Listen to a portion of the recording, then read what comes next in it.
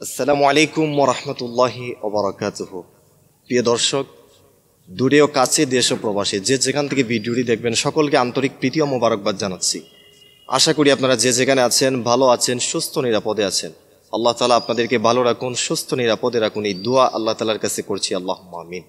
প্রিয় দর্শক, মুহররম মাস আরবি হিজরি নববর্ষের প্রথম মাস, অত্যন্ত গুরুত্বপূর্ণ ফজিলতপূর্ণ মাস। প্রথমে আপনাদেরকে আরবি হিজরি নববর্ষের শুভেচ্ছা জানাচ্ছি। মুহররমুল হারাম, এই মাসটির গুরুত্ব ফজিলত অনেক বেশি। পবিত্র কোরআনে কারিমে যদি আমরা দেখি তাহলে দেখতে পাই 4টি মাসের কথা আল্লাহ তাআলা পবিত্র কোরআনে উল্লেখ করেছেন, আর বলছেন এই 4টি মাস হচ্ছে আমার মাস। কোরআনে কারিমে আল্লাহ তাআলা বলছেন, ইন্না ইদ্দাতাশ শুহুরি ইনদাল্লাহি ইসনা আশারা শাহরান ফি কিতাবিল্লাহি ইয়াওমা খালাকাস সামাওয়াতি ওয়াল আরদা মিনহা আরবাআতুন হুরুম। এখানে এই আয়াতে আল্লাহ তাআলা যে 4টি মাসের কথা বলছেন তার মধ্যে একটি মাস হচ্ছে শাহরুল্লাহিল মুহররম, তথা মুহররমের মাস। প্রিয় দর্শক, প্রশ্ন হতে পারে যে মুহররম মাসের এত গুরুত্ব কেন, মুহররম মাসের এত ফজিলত কেন? আমরা যদি দেখি তাহলে দেখতে পাই হাদিসে এসছে মুহররম মাসের এত ফজিলত হওয়ার পিছনে সবচেয়ে বড় কারণ হলো মুহররম মাসের 10 তারিখ, যেটাকে ইয়াউমু আশুরা বলা হয়েছে হাদিসে।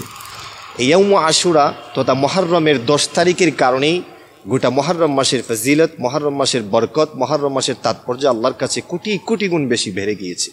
প্রিয় দর্শক, হাদিসে প্রায় 19টি বড় বড় ঘটনার কথা উল্লেখ করা হয়েছে, যে 19টি বড় বড় ঘটনা আল্লাহ তাআলা ঘটিয়েছেন, আর সেটা ঘটিয়েছেন কোন দিন? মুহররম মাসের 10 তারিখ তথা আশুরার দিন। তার মধ্যে কয়েকটি ঘটনার কথা আমি আপনাদেরকে সংক্ষেপে তুলে ধরি। যেমন এই আসমান জমিন আল্লাহ তাআলা যেদিন সৃষ্টি করেছেন সেদিন ছিল মুহররমের 10 তারিখ তথা আশুরার দিন।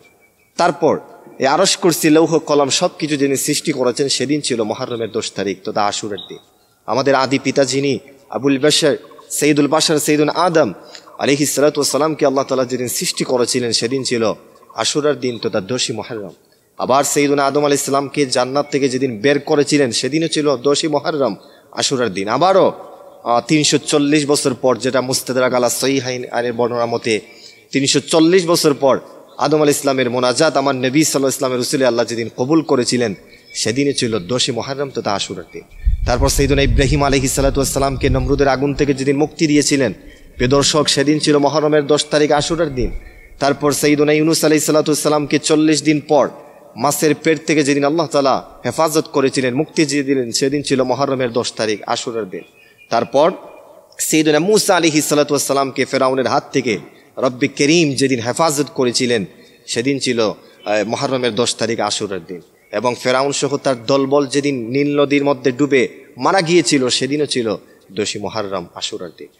সবচেয়ে করুণ যে ইতিহাস সেটি হলো এই মুহররমের 10 তারিখেই 61 হিজরিতে সে ইরাকের ফোরাত নদীর পাড়ে কারবালার ময়দানে আমার নবীর আদরের টুকরা নাতি, নবীজির আদরের কলিজার টুকরা মেয়ে ফাতিমাতুজ জোহরা রাদিয়াল্লাহু তাআলা আনহার নয়নের মণি ইমামে আলী মুকাম ইমামে হুসাইন রাদিয়াল্লাহু তাআলা আনহু ইসলাম প্রতিষ্ঠা করার জন্যে, দিন প্রতিষ্ঠা করার জন্যে, মজহাব মিল্লাতের জন্যে যেদিন পাপিষ্ট মালাউন খবিস ইয়াজিদের হাত থেকে ইসলামকে রক্ষা করার জন্যে ইমামে হুসাইন কারবালার ময়দানে যেদিন শহীদ হয়েছিলেন, শাহাদাত বরণ করেছিলেন, প্রিয় দর্শক, সেদিনও ছিল 10ই মুহররম তথা আশুরার দিন।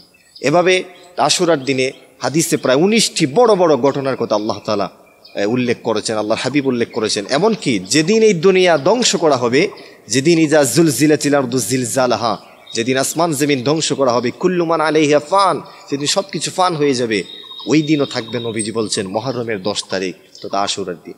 প্রিয় দর্শক, রাসূল সাল্লাল্লাহু আলাইহি ওয়াসাল্লামের হাদিস থেকে আমরা পাই আশুরার দিনের এত ফজিলত। নবীজি সাল্লাল্লাহু আলাইহি ওয়াসাল্লাম মদিনাল মুনাওয়ারায় যাওয়ার পরে দেখেন মদিনাল মুনাওয়ারার ইহুদিরা 10ই মুহররমকে কেন্দ্র করে, আশুরার দিনকে কেন্দ্র করে তারা রোজা রাখে। নবীজি বললেন, কেন তোমরা রোজা রাখো? তারা বলল, ওই দিন আমাদের নবী সাইয়েদনা মূসা আলাইহিস সালাতু ওয়াস সালামকে আল্লাহ তাআলা ফেরাউনের হাত থেকে হেফাজত করেছিলেন, সেই শুকরিয়া আদায়ের জন্যে আমরা 10ই মুহররমকে বেছে নিয়েছি, আশুরার দিনকে বেছে নিয়েছি। ওই দিনে আমরা রোজা রেখে সেই দিনটাকে পালন করি।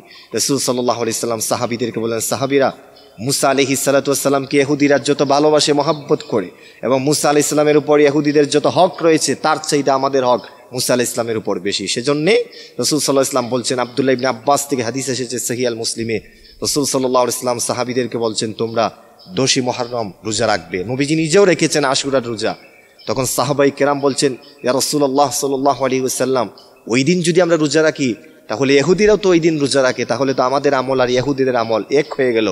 রাসূল সাল্লাল্লাহু আলাইহি ওয়াসাল্লাম বললেন, না, তোমাদেরকে আমি আরেকটা বিষয় বলে দিয়ে যাই, সেটা হলো তোমরা ওই একটা দিন রোজা রাখবে তা নয়, বরং দুটা রোজা রাখবে, হয় 9-10 তারিখ অথবা 10-11 তারিখ, যাতে তোমাদের আমল আর ইহুদিদের আমল যাতে এক না হয়।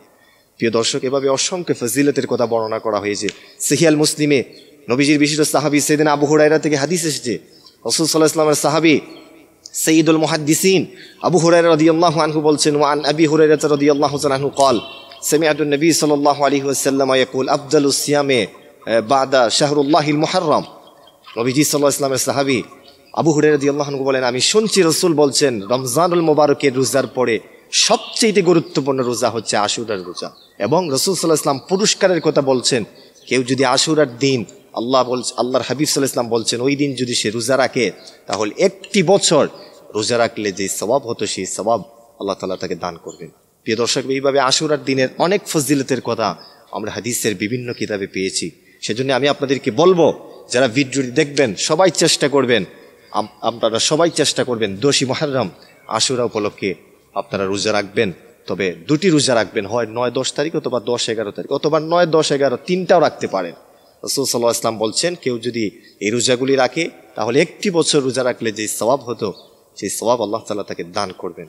আসুন আমরা সবাই মিলে সামনে 10ই মুহররম আশুরা উপলক্ষে আমরা রোজাগুলি রাখার চেষ্টা করব। আল্লাহ তাআলা যেন আমাদের সকলকে তৌফিক দান করেন। আসসালামু আলাইকুম ওয়া রাহমাতুল্লাহি ওয়া বারাকাতুহু।